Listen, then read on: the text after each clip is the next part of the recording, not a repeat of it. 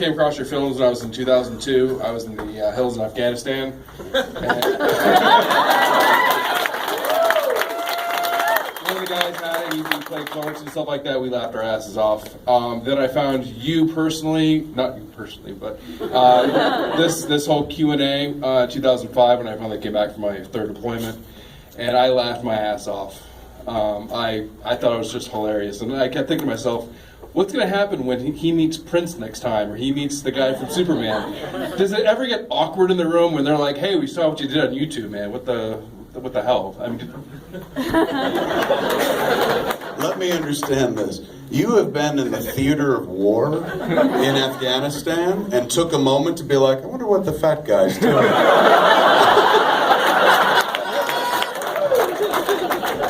Well, the weirdest thing I always wanted to meet two people my whole life. One was Brian Fallon from Gaslight Anthem, who's actually from Red Bank, New Jersey. And you. I was like, I always want to meet Kevin Smith and something like that for my whole life, especially because I downpoint you, came back from war, downpoint you again. So I was able to finally meet you this time. Awesome. And I was always kind of curious, like, what was it like when you're in a room with somebody? Because I've said something bad about somebody else, and I've been like, what's going to happen next time? Prince, I've never encountered again. Well, first off, thank you for your service.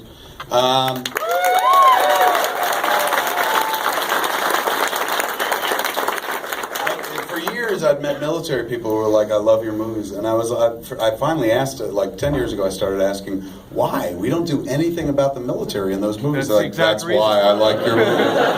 So it kind of made sense. I have never seen Prince again since that moment, but Prince did take a swing at me years down the road after that fucking video was out. Like, he was real mad, apparently. He was like, fucking find him. He signed a confidentiality agreement, a non-disclosure agreement, and I never did. It was in my back pocket when I left.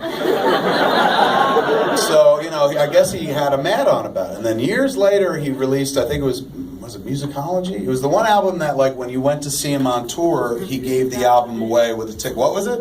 Musicology. It was Musicology. So if you bought a ticket to see the show, you got a record with it, and it put him back on the fucking top of the sound charts and shit. So they did a cover story in Entertainment Weekly about it.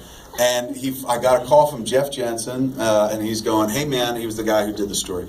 He's like, hey, Prince said something about you in my interview. And I was like, really? Like, it's been fucking years, man. What did he ask? Like, is that guy dead yet? Like, what?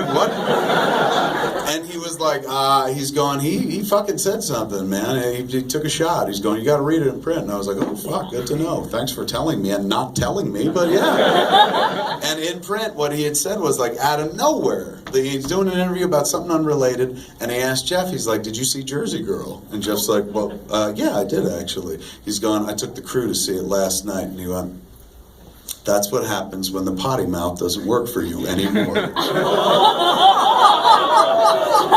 I was just like, he remembered me.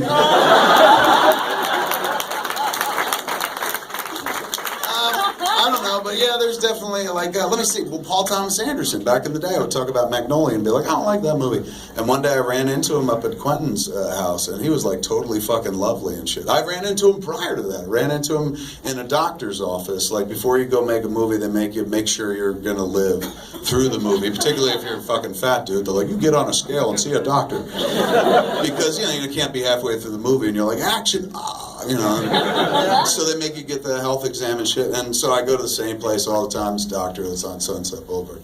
And lovely little lady who's like, my husband's fat too. And I'm like, what the fuck's that mean? But she was, I was in her office filling out my paperwork and shit. And I heard Kevin. I looked up.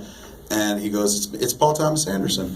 And I was like, hey, man, how are you? And he was like, good, I'm getting, I said, you going to shoot a flick? And he was going to shoot There Will Be Blood. And I was going to shoot something that probably didn't do very well. But we saw each other in the office, and he had said, hey, Kevin, and we chit-chatted for a second, and then he left. And I remember thinking, like, God, that guy's got every right to be like, hey, Kevin, and then take a chair and hit me with it and shit. But he was, like, totally cool and stuff. So I haven't done that as much later in life. Like, Bruce Willis was the last person that I was like, fuck him. But it's usually for people that I'm never going to encounter. Like, now I don't talk about people I don't know. Like, the older, mature me would not fucking say shit about Magnolia. You know, it's just like movies are subjective. Like that movie is religion to some people. To me, it didn't connect, and I was just like, ooh, I don't like the fact that it don't connect. I'm too old to do that kind of shit. But I will be honest about people that are absolute shit, right? Or people that are bad, or people that are fucking like, I pull no punches when it comes to that. And so Bruce, I had no problem talking about because I was like, I never want to be near this fucking guy. And the more stories I tell, probably the more distance between me and this guy. You know, because then he'll never want to work with me again either. And believe me, I'm pretty sure he didn't want to work with me again after 2 hours into working with me on day one. Like, it was crazy. I sat there with him and Tracy Morgan. Tracy Morgan is so fucking brilliant and talented. He's a guy that, like, overpacks for vacation, you know, fucking, sometimes I go away with my wife and she'll pack like 3 bags. I'm like, we're gone fucking 2 days. Like, why can't you just have carry-on? Why do we have to wait for luggage? She's like, you want to get laid? I'm like, I'll shut up. Tracy's the kind of guy, if he was going away for 2 days, he packs 26 pieces of luggage, and it's all full with something useful for the set. Like, he delivers your script, then he gives you 8 other fucking scripts by just ad-libbing, and all of them are really fucking funny. And he did that in the first day, in the first shot with Bruce. They're sitting across from each other at a table in a diner, and all of a sudden, like, Bruce is doing the lines in the script, and he does the first line, and he had this bit he wanted to play about looking out the window and seeing famous people. But all the famous people that he saw when he ad-libbed, it was really crazy.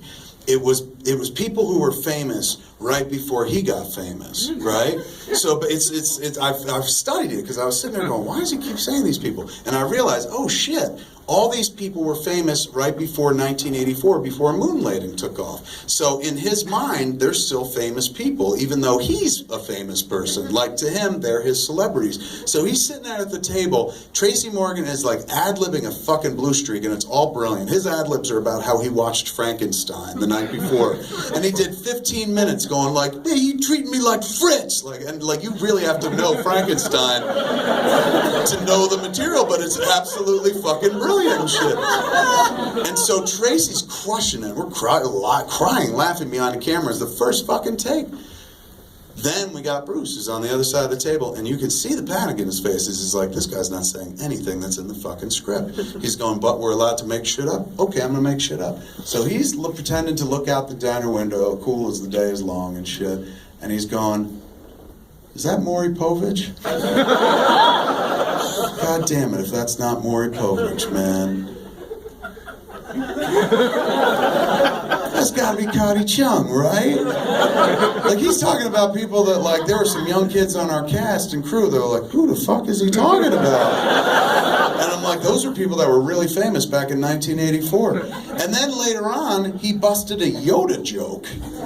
But, like, it wasn't even like, what if Yoda fucked a hooker? Like, it was, oh, that's all he did. He was like, look at that guy at the window, look at him, he looks like Yoda. Oh! And I was like, why Yoda? I was like, oh, because Yoda was famous before he was. It was fucking strange, but you can tell by the end of that day, Tracy terrified him. Because Tracy was ad-libbing like crazy and fucking making the movie funny. And Bruce, I just didn't respond to it. There's one picture of us on the IMDb together. On my IMDb page, some joker put my picture as the picture of me and Bruce smiling behind the monitors on Cop Out. And that was after the first take. We were literally sitting there and watching Tracy talk about Fritz and Frankenstein. That's what we're laughing about. And that was probably the last warm moment that we shared the whole fucking movie. But no, like, I tend now to be a little more circumspect. I don't shoot my mouth up about every fucking thing and whatnot. Generally, it's only if I'm experiencing it. If it's empirical, then I'll talk about it and stuff. But when it comes to, like, telling people, like, I'll tell you what movies I love, but you don't need to know what movies I don't like. You know, it's like, how's that going to make anything better? And also, it's subjective. Like, I could sit there and be like, oh, I fucking hated Magnolia, and you're like, Magnolia saved my life. So you learn that over a lifetime, and you're like, all right, I'm not going to fucking share the things I don't like. I'll just be positive, be proactive, and share the things that I love. That's even better. Like, who wants to hear about, if you want to hear negativity or people grousing on shit, just sign online, man. They'll give you lots of that. So I feel like if you're going to go out there and talk about other people's art, just talk about the shit you love, you know, and if you don't want to talk about shit you don't like, that's how you deal with that. You just don't talk about it. But when it comes to people, you know, I still stand by, like, if you're an asshole, I'm going to tell people because I'm not, like, I got fucked. I'm not letting them get fucked, you know. So I'm okay to kind of share. But there have been a few moments where I've been in the same room with people who were like, there's that fucking fat piece of shit with a mouth, you know. We're good. And thank you again. Holy fuck, man, that's awesome. Why did you go back 3 times? I'm just curious. It wasn't voluntary at that point. Oh, they made you go back 3 times? I was in before 9/11. I had Afghanistan. I did the